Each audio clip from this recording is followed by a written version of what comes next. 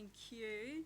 Now, guys, I did put all my effort into the keynote, so you'll have to don't get your hopes up with this one. Let me just log in, and I will get that up. How do you do that? Okay.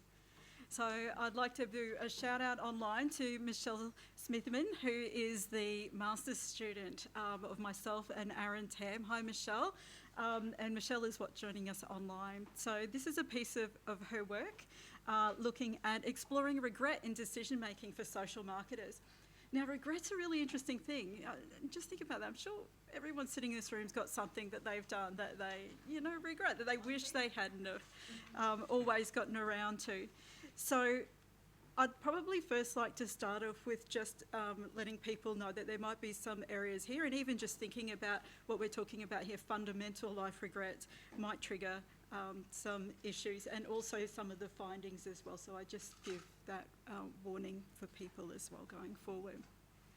So the work that we started to look at here was about regret. Now, this has been a topic, and poor Michelle got it, because it's been a topic of mine that I've been absolutely fascinated about for years, about this idea of regret. How does it play into our current decision making? How does anticipated regret encourage us to do things now with great, vitality, when we could have done them 10 years ago that we've hidden from them?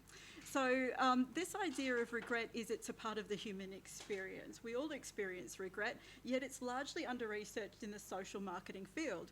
In fact, most of it's consigned to the decision-making literature itself within our field, and it tells us a few key things. That literature in there tells us that often people think through regret, so that it's a very cognitive event.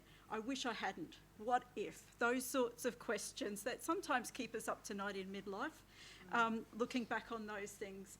But we also, to a lesser extent, there was indications of this idea that regret is an emotion. That's something that we actually feel through as a part of, healing that regret too, for things that didn't go the way they could. But what we also know is that it can inform our future decision making, and this was where this connection was coming together.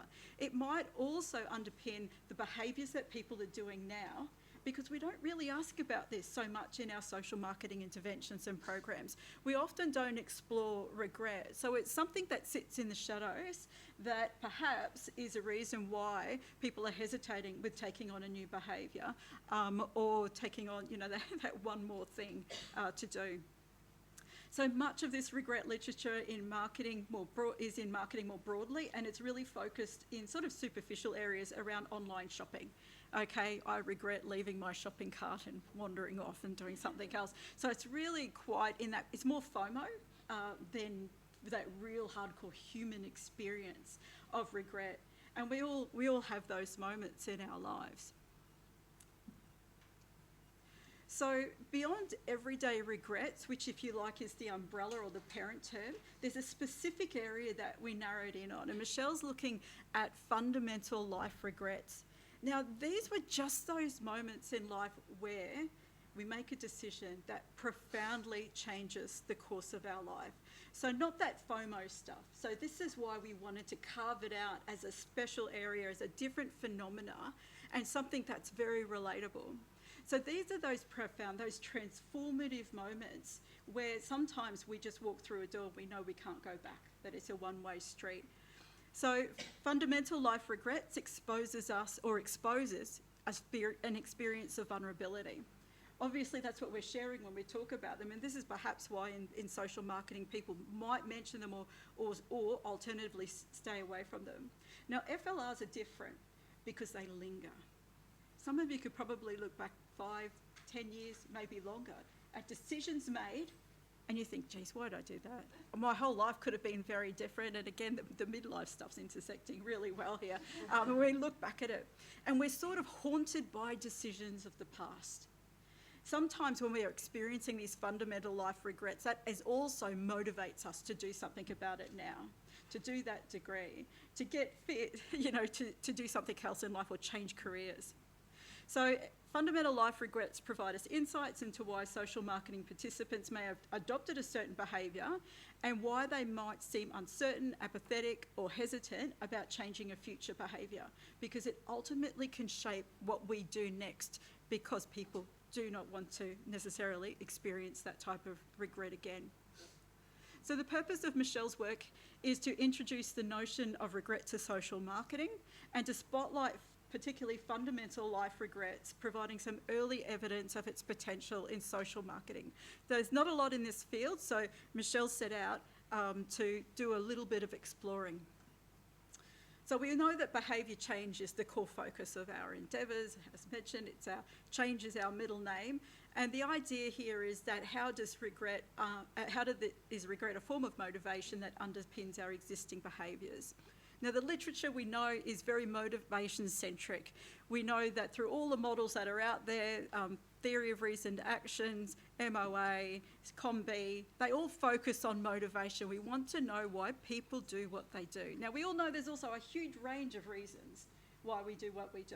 Some of them are for systemic issues, but some of them are also reside within the person themselves. Sometimes we do what we do out of our own volition and through our own decision making.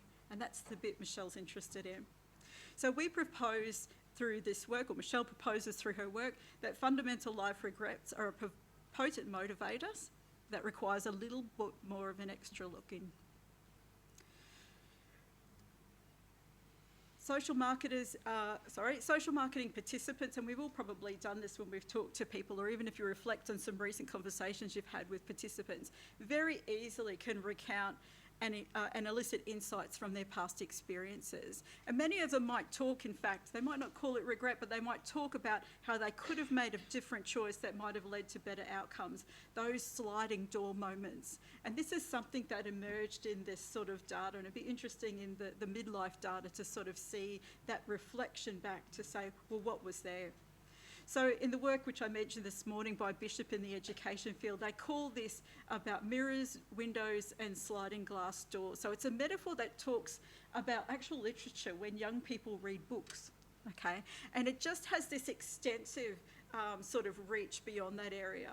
So Bishop's work shows us that sometimes when we read something, or in this case we reflect back on our own lives, we reflect on those experiences and we consider, you know, do I validate, did I make the right choice? Where have things gone right or where have things gone wrong? So we look in the mirror. And a lot of people will say is, I don't want to live a life of regret, or I don't want to have regrets at the end. It's a very common thing that we hear, but can we really avoid it? So the other side of this is this window opportunity. So the original literature talks about reading books as providing a window into the world, another world of other people to learn from. And so this idea with regret sometimes is that we're often weighing that up. Like, what if I had have done that, or that person made that decision, and look at them now, 10, 20 years later.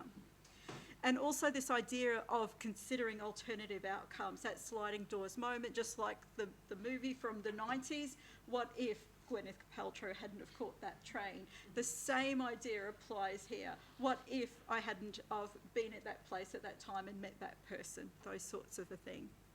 So it's just such a fascinating area, but the literature in this space is pretty dated. It's back in the late 90s, early 2000s. It's American-centric, that's where the data's been collected from, and it refers to linear decision-making models. So we wanted to say, well, what's happening in Australia? So what we learnt from the existing dated American-centric decision-making process is that it's primarily cognitive, it's something we think through, but it presents in us as a form of psychological pain that doesn't always heal, right? That's that lingering regret, that thing that just sticks with us through our life course.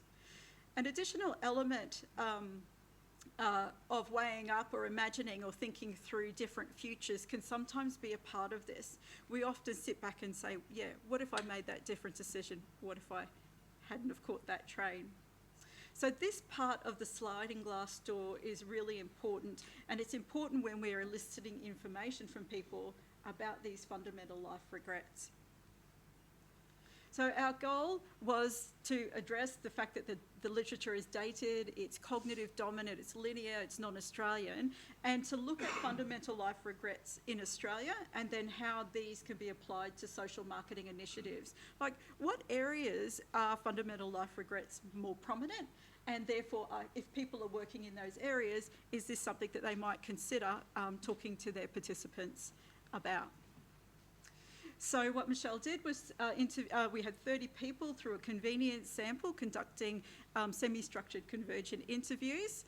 It also included a Q-sort exercise using manual thematic analysis and an inter-rater triangulation. Michelle's collected a lot of data that we've then been able to move forward. The sample was a broad range, so Michelle made sure that we had this sort of broad range of from 22 years of age to 69, gender with 60% identifying as female.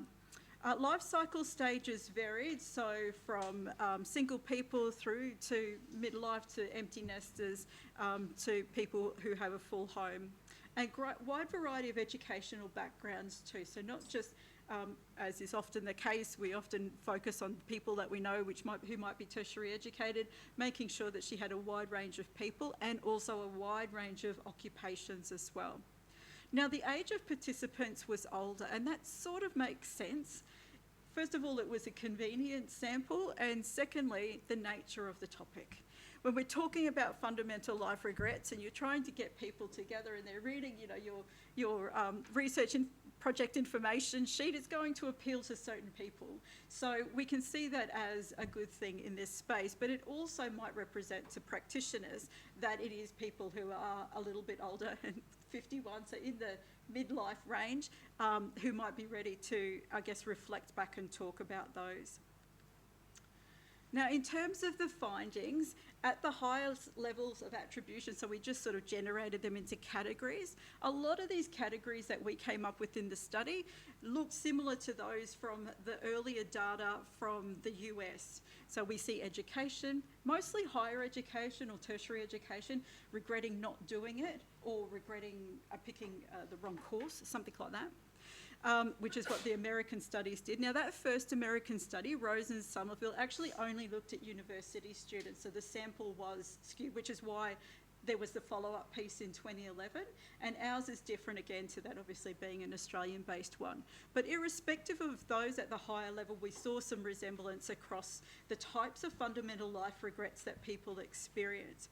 Interestingly, in our study, you'll see real estate at the bottom, which seems to be a very common topic across the last few hours of the conference as something that sliding glass door I wish I had have brought into the market earlier. And particularly people talking about that were first home buyers, and they were seeing that they perhaps missed their opportunity. So we see romance, we see family, we see career, those things popping up there. And in the Australian study, the top two, sort of tied, as you can see, were career and family-focused areas, as well as education, namely tertiary education, the choices made in that selection of education. So really the takeaway here for social marketers working in career, family and education broad fields is to consider the presence and the role of fundamental life regrets and the decisions being made, particularly by midlife and older participants in that work. Now, there's a lot of nuance that sits behind this. We've obviously just sort of extrapolated up to the higher level, but I will work through that. So just as that warning, just as I mentioned before, there's a trigger warning. So one of the stories, or many of the stories, and it was, quite humbling to read the transcripts, to be honest. The stories reflected wounds that would not heal, and this lingering ill-being, that people had. And it was amazing that people, and were so generous with sharing their fundamental life regrets with Michelle. And what we saw through this was a lot of different types of harm. Now, this lingering, I'm not talking weeks or months, there were ones that were 20 years old. So people were still processing this sense of wounding, being wounded and unhealed through this process. So time doesn't always heal these things. And as you can imagine, that's changed decision-making across that period of time, but potentially going forward. And we saw a couple of different types of harms emerge, so ill-being as harm. First of all, material harm. Some people had ended up with significant debts. One, for example, as a result of choosing a private tertiary education provider who'd come to the school and given a talk, signed up through a private provider that cost her a lot of money, that she then had to pay back through multiple jobs, and she still ended up going to university afterwards in order to get and to move into the profession she did. So she sort of sees it as this lost time, but there were significant debts involved there, making her life now, I guess, less comfortable than it could have been if she had have not gone down that path. Psychological harm also came up in terms of family. Now, while we put it in there as family, it was mostly centred around family planning. So family planning in this sense was a young person who had an unplanned pregnancy, who then made a decision to terminate that pregnancy. And she was still coming to terms with that process. So there was clear psychological harm. Spiritual harm also arose in the family planning space around an IVF person who was one of our participants. And him and his wife had engaged in IVF services. They'd had 2 children. And then they'd reached the point where they had a remaining frozen embryos, and they sort of reached the end of the length of time and had to make a decision about what to do for them. And so they delayed the decision. And he'd shared, as a person of religion, the decision to destroy the embryos as one thing that he knows he will pay for in the afterlife. And he spoke of this spiritual harm that stuck with him.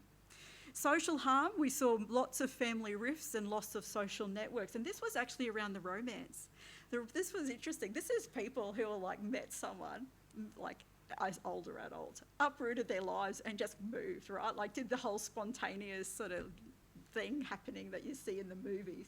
And they were talking about how that may not have worked out in the long run, but they lost their social network as a result of it. They lost friendships as a part of it because they were caught up in these whirlwind sort of romances as well, and that caused harm for them. There was also talk of family rifts along those lines. And then familial harm. A really heartbreaking story about a woman who was in the middle of a divorce, a separation, had a solicitor but could not afford to keep paying the solicitor as they were going through court regarding custody. So she said to the solicitor to go hard, basically. And they did, and unfortunately she lost custody of her young child. So it caused significant familial harm. So these are the sorts of intense life regrets that I said we're very grateful for the generosity of our participants for sharing. So these sorts of things also pointed to the complexity of fundamental life regrets, and this was just sort of those observations of method. What we saw increasingly was this cognitive and emotional conflict. Participants often would describe the decision making at the time that they were making those decisions as rational and pragmatic. You know, that's how they told us when asked about their decision-making process. But the reality is their narratives revealed high emotional volatility and vulnerability. So what we saw was this contradiction. On one hand, they're regaling these stories of high emotions and loss and re-wounding, if you like. And at the same time, when asked, well, what was your decision? How would you describe your decision-making? They're saying it's pragmatic, it was rational, I knew what I was doing. Also, these lingering counterfactuals, when participants kept persistently asking, what if? So it tended to present unresolved counterfactual thinking and emotional residue. So even some 20 years later, many of them were still recounting with detail what happened and why, but at the same time saying, if I had the chance, I'd do it again. So these were these contradictions that came up. So sharing with that as social marketers in exploring regret, that these are the types of things that pop up. Pulling it together a little bit more, what we saw was that some of these participants were suspended in perpetual dissonance. So this is this area in psychology literature known as dialectics, where we have contradictory ideas that coexist. I was pragmatic, but at the same time highly emotional, and that we believe that both of these imaginaries are true at the same time. So as we move into this space, and if you choose to explore it, just be conscious of those contradictions. And these are just some words around the outside. This is beyond what's in the paper, by the way, that's in the abstract. What we saw were these loops. We saw cognitive entrapment, people mentally stuck in a space and doing this circular reasoning or unresolved dilemmas. And that's perhaps why they agreed in the first place to participate in the work. You know, this is a convenient sample, but this cognitive entrapment, self-imposed, Also, emotional recursion, re-experiencing those emotional responses. So when they're retelling their narratives, they're feeling through the narratives. But when you ask about the decision making, the brain kicks in and the cognitive responses is quite different. Reflective dissonance, so even through reflection and deep reflection, what could have happened? What if that door hadn't have closed, or what if I'd walked a different way that day? It also regaled that there was still unresolved dissonance. Decision echo, recurring mental replay of those past choices over and over again. What information does it make? Residual doubt, this lingering uncertainty, therefore I don't want to make the same mistake again. So it stains the thinking.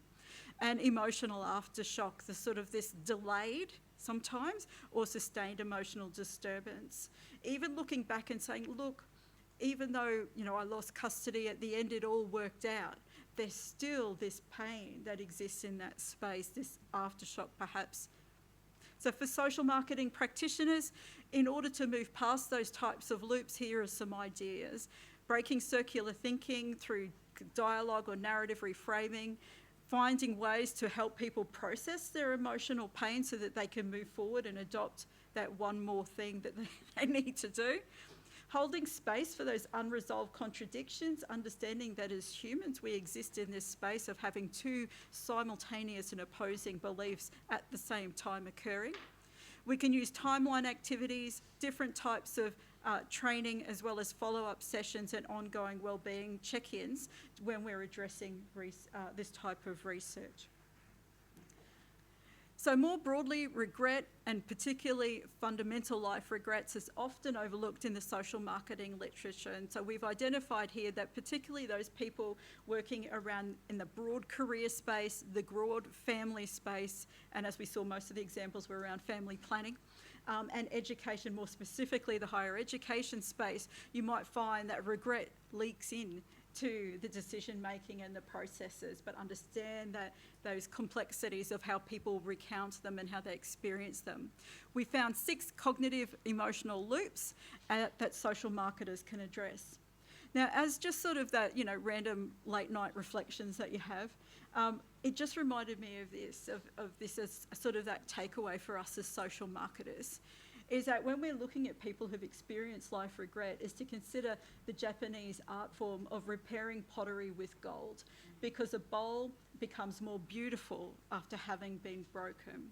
And I think it's a really important way that we frame our movement forward with regret, is that people aren't broken, they're more beautiful as a result of their fundamental life regrets. Thank you. And Michelle is more than happy for anyone to reach out to her as a part of this. So thank you. Thank you, Marie and Michelle, for that. I feel like I've been in a bit of a therapy session. But that often overlooked emotion of regret and really, as social marketers, really understanding the importance of that and helping us to tailor our strategies, and also how practical the tools that you've suggested those in those areas. So that's really helpful. Does anyone?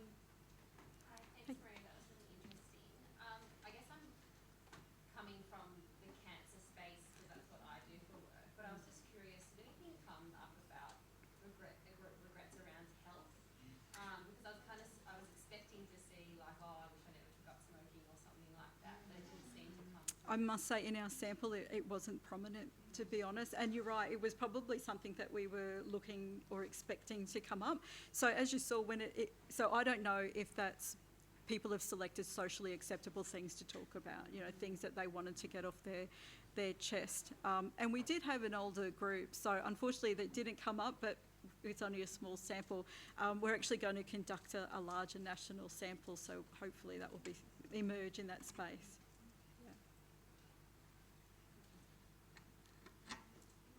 Maybe just before you, can you just say your name and where you're from? Because I just think it helps contextually. Kat Benson from Queensland Government.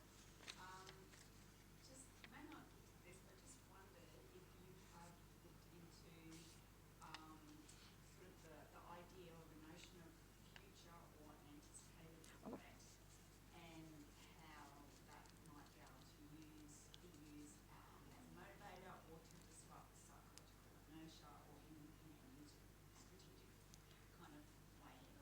Yep, wonderful question, and Michelle could regale stories around this one too, because anticipated regret was actually where we started. We started with it, but it became actually very difficult to measure. It became difficult and sometimes it's a gap in the literature for a reason, people, and we all know that. Our students always think, oh, someone's just not, researchers, like, yeah, probably for a good reason. But it is that sort of way. We found that with anticipated regret, that started that people could recall actual regrets, not anticipated. So there was actually a pivot in Michelle's work because we did start in the anticipated space because we could see exactly that, the potential for it to understand why someone enrolls in a university degree in midlife is about that self-actualisation. But we just weren't able, and it may have been the methodology, we just weren't able to pull that out in the interview. So we ended up pivoting towards actual regrets for that reason. But yeah. I've got a question online, or kind of a comment as well. Jessica K says, keen to understand the relationship between regret and shame, and can shame be counterproductive in changing behavior? Yeah, so the regret literature actually demonstrates that things like shame, guilt and fear are separate emotions to regret. And the reason for that is regret is future focused. Regret is a funny thing because it's a tool for change, a tool for transformation. So I regret this and I won't do it again, or I won't change that. Whereas often with shame and guilt and fear, common sense tells us there's overlaps in it, but some of the existing literature suggests anyway that it's different. But I think it's certainly in our next study, Michelle's probably laughing at home, in the next study that Michelle does, we might explore that space a little bit more. But we intuitively think that there's a relationship there, or at least they're second or third level tiered emotions that follow. Yeah. I wonder if that health behaviour comes under, shame rather than regret. Yeah, that'd be interesting. And I think and I don't know, anecdotally with health behaviour too, it's often not till you have a health episode that you suddenly look back and you can go, geez, if I had have noticed that. And often in the moment, people don't regret it. So thinking about perhaps like smoking, for example, often people will say, that's that, what's it called, the temporal gap that we teach in social marketing classes. That's a long way away, or that won't happen, or it's reversible. If I just stop now, these things will happen. But sometimes it's not till we actually have the diagnosis, and that's when we have that real moment of going, actually, no, this is where it's at. So. So a few half-formed thoughts. Setting alongside the half-form is also injury, right? I regret leaping off that rock overseas and ending up with a catastrophic injury, that kind of thing. So it's probably that theories of it. Yeah. So in talking about this, at what point do you also get into the degree that regret results in longer-term depression, other kind of related outcomes, right? And at what point is it valuable to weld the door shut and move on and not reflect heavily on regret? I learnt my lesson, I'm moving forward, I'm not going to wallow. Yeah. That kind of notion Yeah. is half-formed thought, but how does that sit in Oh, this? look, and we were so surprised by the lingering regret. It really wasn't something that was expected to, the ghosts of these decisions past, to be there. And many of the stories started out going, things are okay now. It worked out okay in the end, but this is what it was. This was that fundamental life regret that they had. But I agree. I know even in the design literature, for those of you, the design literature actually has an option, and an option is to do nothing. And sometimes, you just have to wonder sometimes in social work, where there it is, it's an option just to close the door on that. I dare say it's because of our sampling. We had a convenient sample. And Self-rationalised, I turned it into a pragmatic exercise for me. I'm not reflecting on those emotions which cause me more moral or psychological torture.